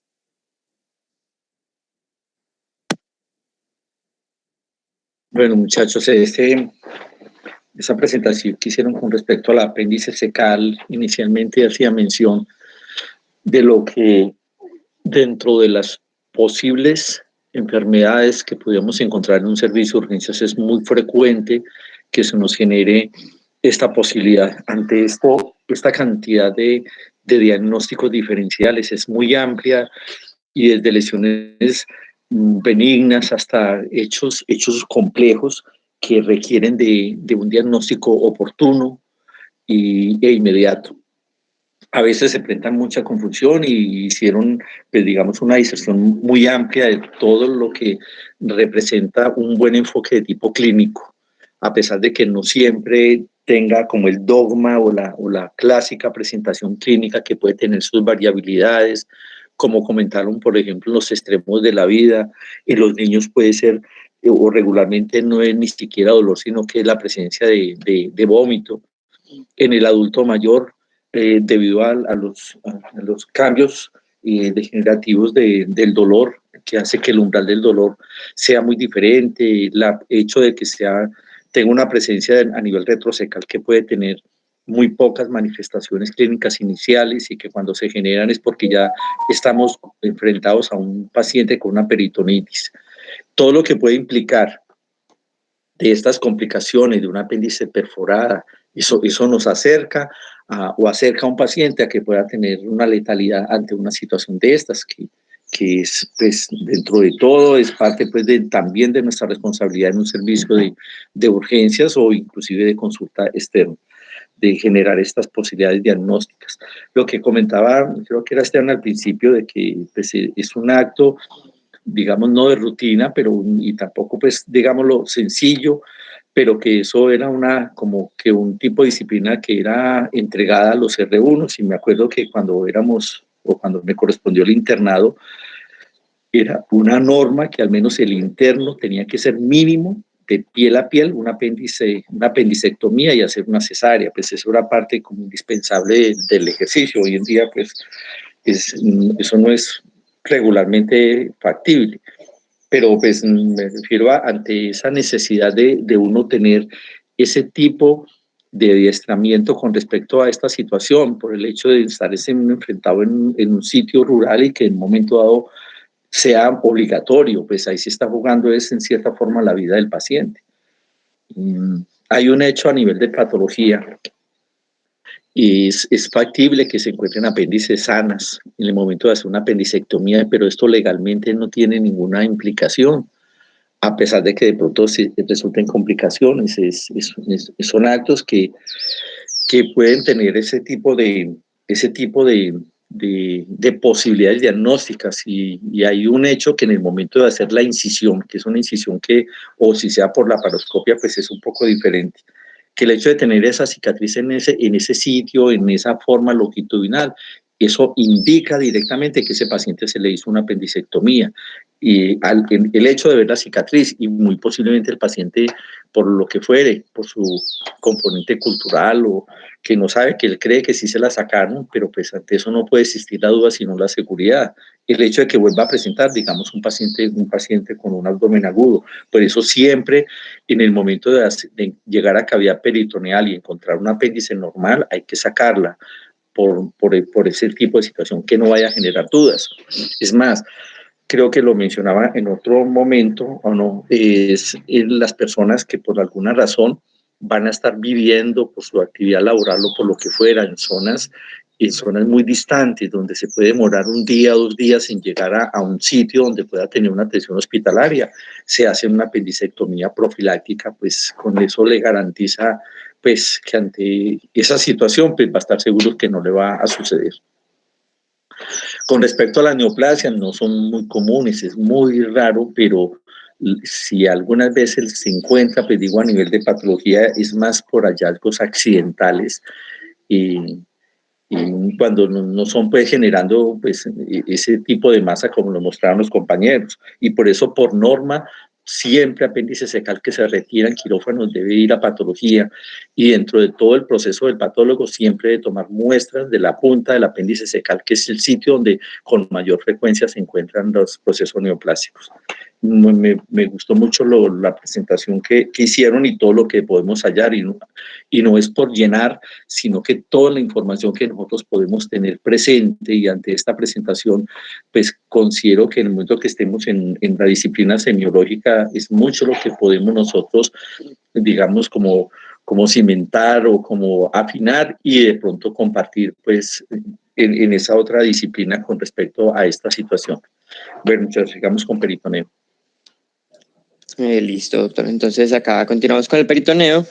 Este es la membrana serosa más extensa del organismo, y pues aparte de recubrir la pared peritoneal, también sabemos que recubre los intestinos y supone un 40-50% de la superficie cutánea. Histológicamente, este mesotelio está conformado por una monocapa de células mesoteliales. Estas tienen el aspecto de mosaico poligonal en el que se encuentran algunas microvellosidades. Sabemos que esta célula mesotelial es plana y larga, ahí como la ven en la imagencita, y que en el microscopio electrónico podemos distinguir diferentes vesículas, invaginaciones de la membrana celular y cuerpos lamelares con fosfolípidos destinados a lubricar la superficie. Listo, la célula mesotelial está soportada por una membrana basal que tiene una zona submesotelial y una zona subendotelial. La función de estas son la reparación mesotelial y sirven como barrera a las proteínas. Sabemos que entre la membrana basal y los capilares se encuentra un intersticio, que es una zona laxa entre ellos.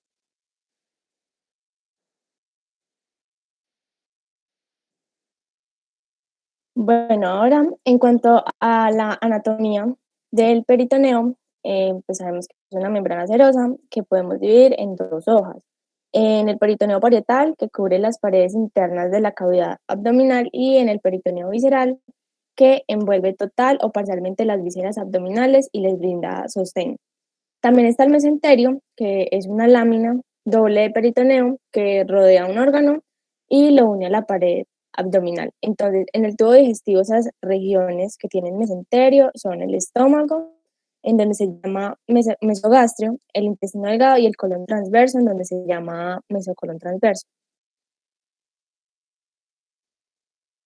También tenemos el epiplón o el omentum, que es una lámina de peritoneo o un pliegue peritoneo que da sostén y fija el estómago a la pared abdominal y a otros órganos. Entonces lo podemos dividir en aumento mayor y menor. El aumento mayor también se divide en 3 porciones, ligamentos. Tenemos que en la parte izquierda va a estar el ligamento gastroesplénico. También está el ligamento gastrocólico, que semeja la forma de un delantal. Entonces él va desde la curvatura mayor del estómago y se inserta en el colon transverso. Y en la parte superior tenemos el ligamento gastrofrénico. En cuanto al aumento menor, este va a unir la curvatura menor del estómago al hígado a través del ligamento hepatogástrico y la parte proximal del duodeno al hígado a través del ligamento hepatoduodenal. Bueno, la inervación, musculatura y drenaje linfático, todos tienen una trayectoria hacia la pared abdominal posterior y el tubo intestinal, y desde estos a través del mesenterio. Entonces vamos a ver que la irrigación del peritoneo parietal está por los vasos intercostales lumbares y epigástricos. El peritoneo visceral tiene una irrigación por parte de la arteria mesentérica superior. En el retorno venoso del peritoneo parietal se hace a través de la vena cava inferior y el peritoneo visceral se hace a través de la vena porta. Y los nervios, en este caso, pues, que van a inervar el peritoneo parietal son los nervios intercostales. Y también cabe decir que este tiene una inervación sensorial somática. Entonces, ¿qué pasa? Cuando se lesiona el peritoneo parietal, pues se va a dar ese dolor somático, que ya sabemos que es un dolor bien definido y preciso. Y en el caso del peritoneo visceral, pues va a estar inervado por las fibras aferentes viscerales que acompañan los nervios del sistema nervioso autónomo, simpático y parasimpático. Entonces, en este lo mismo, si se lesionan, va a generar un dolor visceral que es mal localizado, difuso y sordo.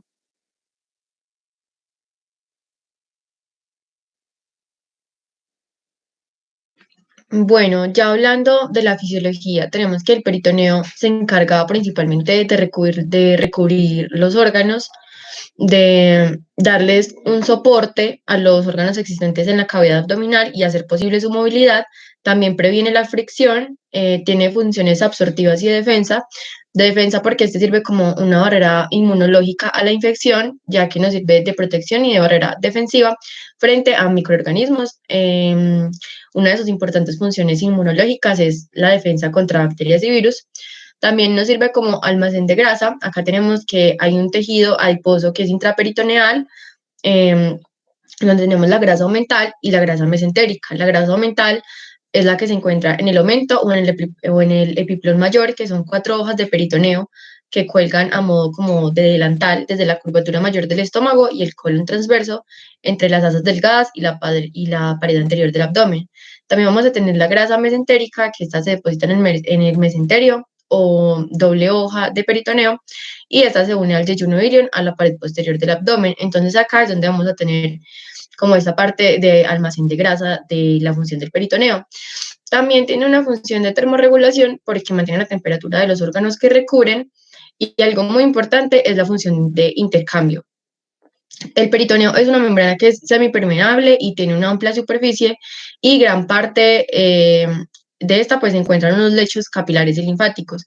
Entonces, ¿qué va a pasar? Esta permite el paso de unas moléculas de pequeño tamaño, y hoy en día esto se aplica mucho en la técnica de diálisis peritoneal, que es un procedimiento que va a permitir depurar líquidos y electrolitos en pacientes que sufren de insuficiencia renal. Entonces, lo que hacen es que utilizan la cavidad peritoneal para introducir un catéter de diálisis peritoneal, y pues este catéter esto va a permitir conectar unas bolsas de solución de diálisis para que se eliminen unas sustancias orgánicas, productos de metabolitos, y pues todo esto se hace cuando los riñones no pueden funcionar adecuadamente. Entonces, por esto hoy en día es muy importante la función del intercambio del peritoneo.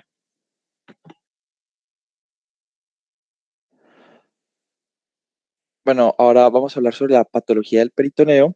Tenemos inicialmente la peritonitis. Esta peritonitis se define como un hecho inflamatorio que es causado por distintos agentes irritantes del peritoneo, como pueden ser la bilis o distintos contaminantes. Este cuadro genera diferentes signos y síntomas asociados a la irritación peritoneal. Por otro lado, tenemos que se produce en diferentes condiciones y obedece a diferentes etiologías que analizaremos a continuación. En cuanto al tratamiento, podemos nombrar que el objetivo fundamental se centra en controlar la fuente de contaminación, ya sea por tratamiento médico, quirúrgico e incluso ambos. Podemos tener diferentes causas, diferentes etiologías. Esta se puede generar debido a invasión bacteriana o irritación química, y las causas más comunes son una peritonitis estéril, por fuga que es leve de bilis o enzimas pancreáticas. Tenemos una perforación o ruptura del sistema biliar que provoca una peritonitis por irritación intensa y es habitualmente complicada por su hiperinfección bacteriana. Por otro lado, tenemos la pancreatitis hemorrágica aguda, que presenta fuga de enzimas pancreáticas y de digestión del tejido adiposo para producir ácidos grasos. Estos ácidos se precipitan con el calcio para terminar causando precipitados blancos yellosos en áreas de digestión grasa y finalmente necrosis. Eso se pueden encontrar Aquí se pueden encontrar glóbulos de grasa libres flotando en el líquido peritoneal, y la invasión bacteriana en la pared intestinal constituye a un exudado eh, que es supurado franco después de las 24 hasta las 48 horas. También se puede presentar por un procedimiento quirúrgico donde existe una reacción frente al material extraño introducido quirúrgicamente, suele ser localizada y mínima, y para dejar granulomas residuales de tipo de cuerpo extraño y de tejido fibroso. La oración de las superficies serosas durante la cirugía abdominal puede conducir a adherencias fibrosas entre estructuras viscerales. Estas adherencias, que usualmente son asintomáticas, en ocasiones pueden actuar como puntos de herniación interna o de obstrucción intestinal. Finalmente, tenemos procesos ginecológicos. Entre esos tenemos la endometriosis, que puede introducir sangre irritante en la cavidad peritoneal, y los quistes dermoides rotos, que pueden provocar una reacción granulomatosa peritoneal intensa. Acá tenemos su clasificación, que se pueden clasificar por su extensión, por su agente causal, por su origen y por su evolución. Por su extensión las podemos encontrar localizadas o focalizadas o generalizadas. Las podemos encontrar por su agente causal, que son sépticas y asépticas, por su origen primarias, secundarias, terciarias, y por su evolución agudas o crónicas.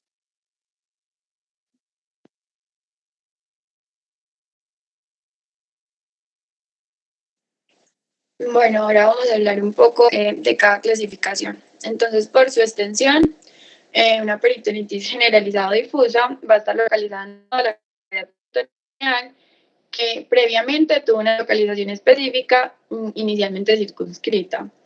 Y una peritonitis localizada o focalizada, que como su mismo nombre lo dice, está localizada en un determinado espacio a consecuencia de una inflamación de una víscera abdominal. Como lo vimos previamente, por ejemplo, cuando hay inflamación del apéndice y se puede producir esta irritación del peritoneo en la fosa ilíaca derecha. Por su agente causal vamos a tener peritonitis sépticas, las cuales pues son causa bacteriana. Próximamente vamos a ver cuáles son las bacterias más comunes. Y esto es cuando la presencia de bacterias supera los mecanismos de defensa peritoneal. Y la peritonitis aséptica, pues es a causa de una irritación del peritoneo por causa no bacteriana, y puede ser provocada por la introducción en la cavidad peritoneal de ciertos líquidos o preparaciones químicas con fines terapéuticos, como puede ser polvo de guantes, talco, almidón, o por escapes a la cavidad peritoneal de sangre, bilis, quimo, jugo gástrico o jugo pancreático.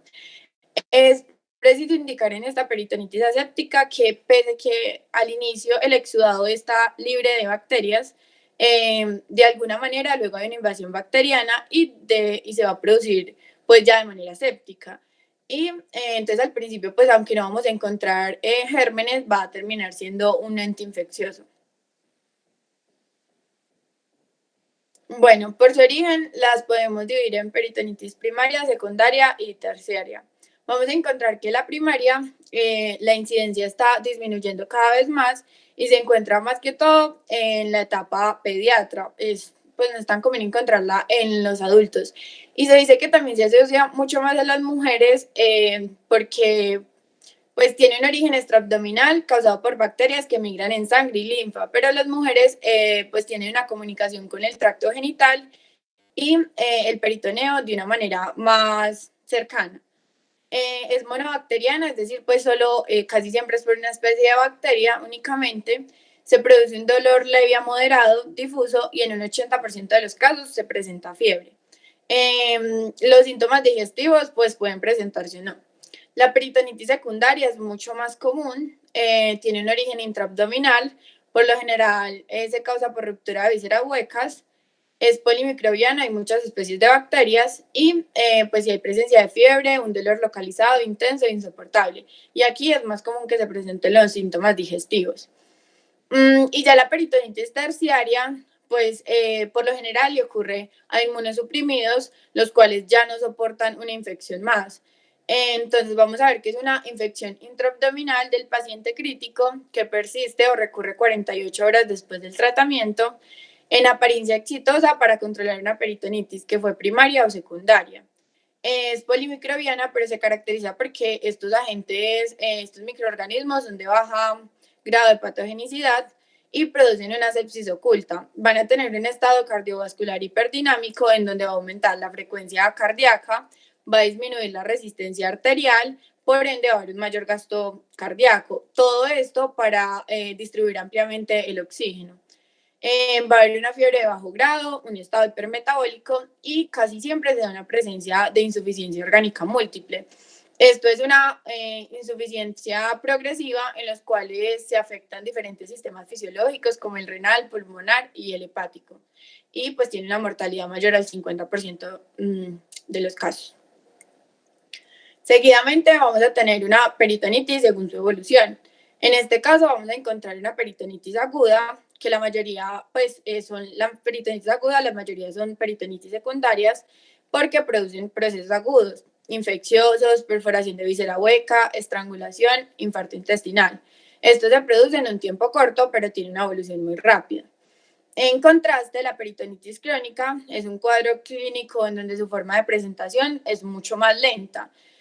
Un ejemplo pues típico de ello es la peritonitis crónica tuberculosa, la actinomicosa, que es generada por una bacteria gram positiva llamada Actinomyces israelí, la cual pues va a causar una infección a nivel cervicofacial, abdominal y torácico. Y la granulomatosa, que es causada por un cuerpo extraño. Las imágenes nos indican pues las bacterias gram positivas de actinomicosa. Bueno, y ya pues encontramos como principales síntomas una hipersensibilidad en el abdomen, un dolor abdominal intenso, distensión abdominal, náuseas y vómitos, una fatiga excesiva, fiebre y escalofríos y palpitaciones aceleradas. Por lo general, este tipo de pacientes tienen una respiración superficial, adoptan una posición en donde no se genere una distensión de los músculos abdominales ni diafragmáticos para poder así pues controlar el dolor. Bueno, en cuanto a las consecuencias y complicaciones, vamos a ver que se puede presentar un shock en donde la perfusión tisular va a disminuir, una insuficiencia respiratoria, una insuficiencia renal aguda que va a causar una anemia prerrenal, es decir, que va a aumentar los niveles de urea y de compuestos nitrogenados en sangre y una disminución del flujo urinario. También se puede provocar pues, una complicación como una infección de la herida quirúrgica y un absceso de la pared. Y pues también podríamos encontrar una insuficiencia hepática asociada a abscesos hepáticos y piliflebitis, como lo explicó mi compañero, que pues es a causa de un foco infeccioso que va a causar un coágulo, en este caso en la vena porta, que va a producir inflamación y dolor. Como vemos, todo esto son complicaciones multiorgánicas.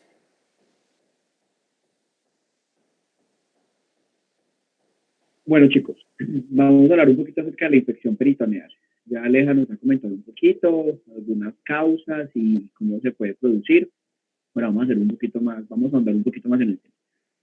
Resulta que la peritonitis bacteriana es secundaria a una extensión de bacterias a través de la pared de una víscera hueca. Hay muchos trastornos que nos pueden ayudar o que pueden ocasionar una diseminación de bacterias.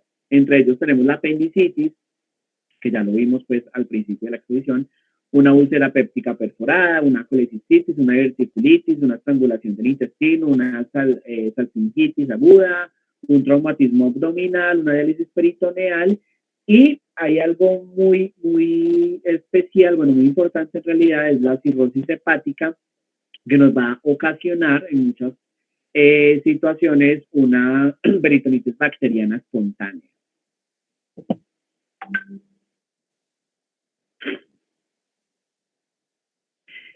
Vamos a hablar un poquito acerca de la peritonitis bacteriana espontánea.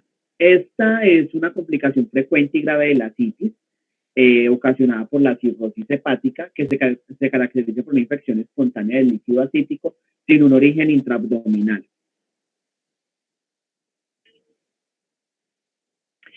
La peritonitis bacteriana espontánea es un trastorno infrecuente en general que se observa con más frecuencia en niños, de eso Alejandra ya nos lo había comentado, en particular aquellos con síndrome nefrótico. Entre los adultos, el 10% de los pacientes cirróticos con ascitis desarrollan peritonitis bacteriana espontánea durante el curso de su enfermedad.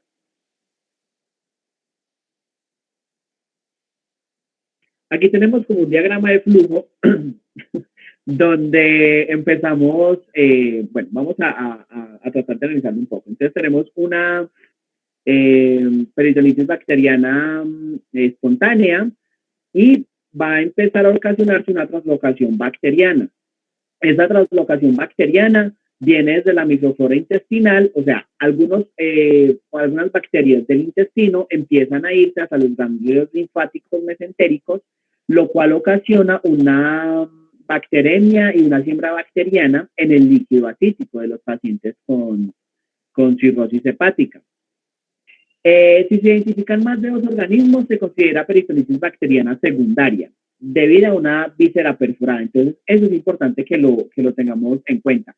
La diferencia entre una peritonitis bacteriana espontánea y una peritonitis bacteriana secundaria. En la secundaria vamos a tener, como lo dijo Alejandra, más de una bacteria. En la peritonitis bacteriana espontánea, el más conocido, pues la más conocida es la E. coli. Sin embargo, podemos encontrar otras bacterias. En cuanto a las características clínicas de la peritonitis bacteriana espontánea, tenemos fiebre, dolor abdominal, trastornos del estado mental, hipersensibilidad dolorosa abdominal, diarrea, íleo, hipotensión y hipotermia. La presentación clínica puede variar de síntomas mínimos a asintomática o a dolor abdominal intenso y fiebre nada más. O sea, podemos tener todas esas manifestaciones clínicas que le acabo de leer. Al frente de cada manifestación podemos encontrar el porcentaje de ellas, pero también esta patología puede encontrarse de forma asintomática o simplemente con dolor intenso y fiebre. Entonces vemos que las características clínicas no son muy específicas. Por lo tanto, tenemos que tener pues, como mucho cuidado con esta patología. Los gérmenes más frecuentes en la peritonitis primaria, acuérdense de lo que hablamos ahorita,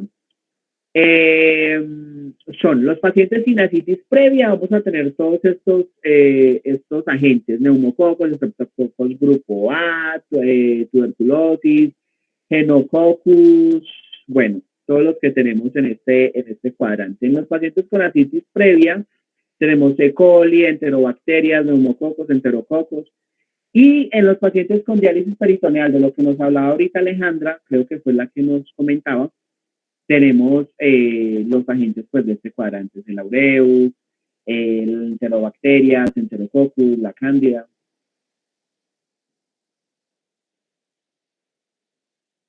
Y los microorganismos de peritonitis bacteriana secundaria los dividimos en gram negativos, gram positivos, anaerobios y los hongos. bueno, ahí los vemos en cada cuadrante, vemos que son muchos agentes los que podemos encontrar, o sea, no es como que solo vamos a tener uno. Vimos que en la secundaria podemos tener más de un agente, entonces hay que tener como cierto cuidado con esta patología.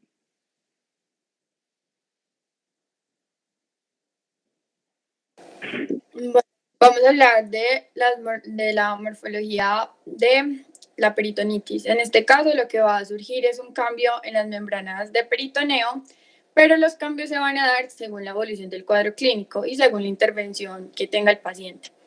En cuanto a las 2 a 4 horas después del inicio de la peritonitis, va a haber una pérdida del aspecto reluciente gris de la superficie peritoneal y se va a tornar mate y deslustrada. Va a haber una pequeña acumulación de líquido seroso que puede ser ligeramente turbio. Seguidamente, vamos a ver que el exudado ya no es pues va a ser de pasar más bien a ser líquido, a ser un exudado cremoso y supurado, y en algunos casos incluso podría ser extremadamente denso y espeso, pero esto es típico en los pacientes deshidratados. Vamos a encontrar que entonces ya en este cambio del exudado de pasar a cremoso y supurado, el volumen es variable. Entonces se podría encontrar localizado en el epiplón y en las vísceras en un área pequeña de la cavidad abdominal. Y hay que tener en cuenta que si es una peritonitis generalizada, por lo general el exudado se acumula encima y debajo del hígado, creando abscesos subhepáticos y subdiafragmáticos. Y pues ya finalmente tenemos que, por lo general, o sea, esta peritonitis es un proceso inflamatorio típico de una infección bacteriana aguda en cualquier lugar del cuerpo, en donde va a haber una infiltración neutrófila con exudado fibrino purulento. La reacción de inflamación suele permanecer cerca de la superficie y no penetra profundamente en las estructuras viscerales ni en la pared abdominal. Bueno, esto suele ser en casi todas las peritonitis, excepto en la peritonitis crónica tuberculosa. Entonces aquí vemos una imagen en donde hay unas bridas entre asas tras una peritonitis, recordando que las bridas son unas bandas de tejido fibroso que unen superficies serosas. Entonces pues ahí se ve, tienen vasos entre ellas y pues vamos a ver una acumulación del material purulento. Seguidamente vemos una imagen, si quieres vuelve y le hundes por fin, sobre lo que decíamos de la peritonitis crónica tuberculosa, en donde pues el exudado cambia un poco y es característica porque se presentan unos granulomas con células grandes que tienen múltiples núcleos.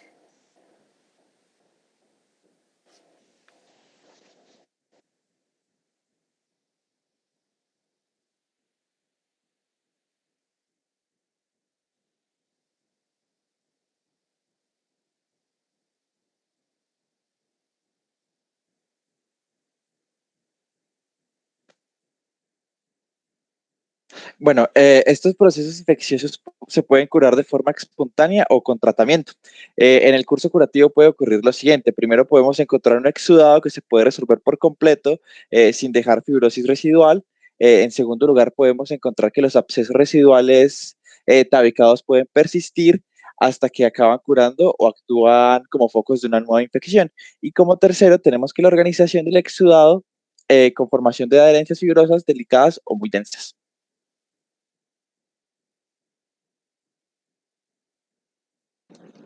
Listo.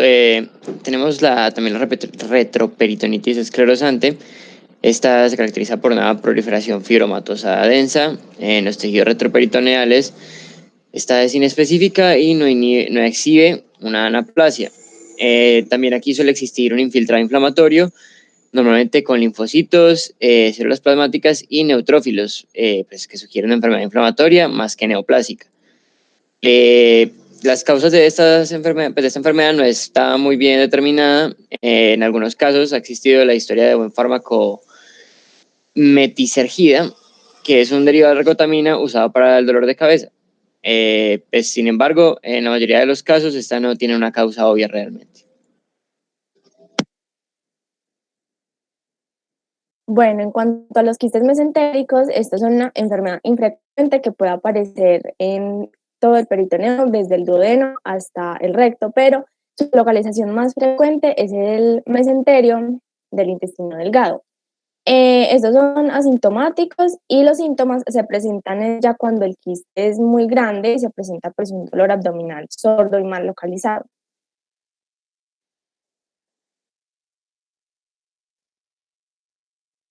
En cuanto a su clasificación, es en base a su origen patogénico. Entonces vamos a ver que pueden ser de origen linfático, entonces ahí van a estar recubiertos por células de endotelio aplanado y pueden tener músculo liso y tejido linfoide, entonces se va a llamar linfangioma, pero si no tiene estos se llama quiste linfático simple. En los de origen mesotelial están recubiertos por células planas, epiteliales planas, cuboidales o columnares con una pared fibrosa y van a carecer también de músculo liso y tejido linfoide. Ya los de origen entérico son procedentes de derivados entéricos separados desde los intestinos anterior y posterior en el desarrollo, y tenemos los de origen urogenital, que son procedentes de la cresta urogenital y sus derivados, o sea, el tracto urinario y el tracto genital masculino y femenino. Y por último, los pseudoquistes no pancreáticos, que son procedentes de infección estabical o después de una pancreatitis y que pueden tener un origen traumático o infeccioso.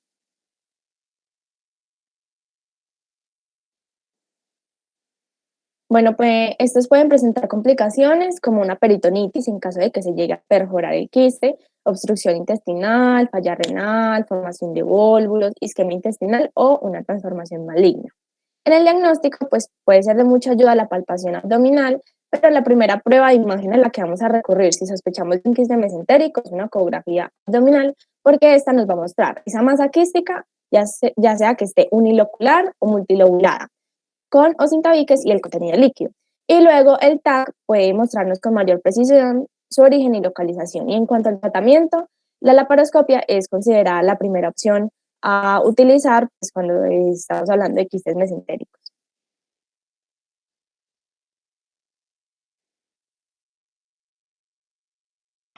Pues yo creo que ya por el tiempo es mejor dejar esta parte de los tumores primarios y secundarios ya para la próxima clase y pues junto al caso clínico y al artículo. De acuerdo, está muy bien. Muchachos, muy bien la presentación, me gustó muchísimo y pues a todos los compañeros, pues lo importante que sin demeritar pues de todo lo que hemos hablado de aquí en el anterior, pero lo que corresponde a las enfermedades del sistema digestivo es un hecho fundamental, es necesario, es un requisito del día a día. Y muy bien, los felicito, la presentación es excelente. Entonces nos vemos el martes, ¿cierto? Seguimos entonces terminamos esto y vamos a comenzar con tejido hepático, ¿sí? Bueno, muchachos, muchas gracias. Venga, yo tengo pendiente.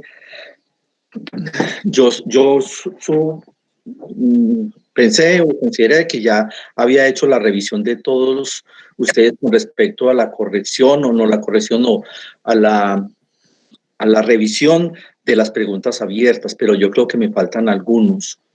Y yo miré ayer y no pude como entrar al sitio donde me establece para no tener que revisar uno por uno. Pero si una posibilidad podría ser que le digan a Esteban el nombre de los que está pendientes todavía por hacer la calificación de las preguntas abiertas y yo lo hago en el transcurso del día. Doctor, sí, yo se los envío. Está bien, siento que me faltan como 4, creo que son. Son 3 compañeros. 3 que me comentó, el doctor Valencia me comentó.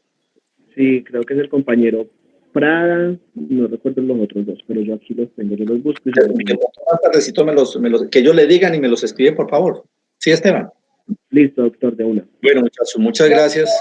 Y yo ahorita puedo volver a enviar el correo en el que le estaba preguntando por también una pregunta. Listo, perfecto, Laura. Sí, envíenlo ahorita. ¿Sí? Bueno, muchachos. Muchísimas gracias, entonces estamos pendientes, ¿sí?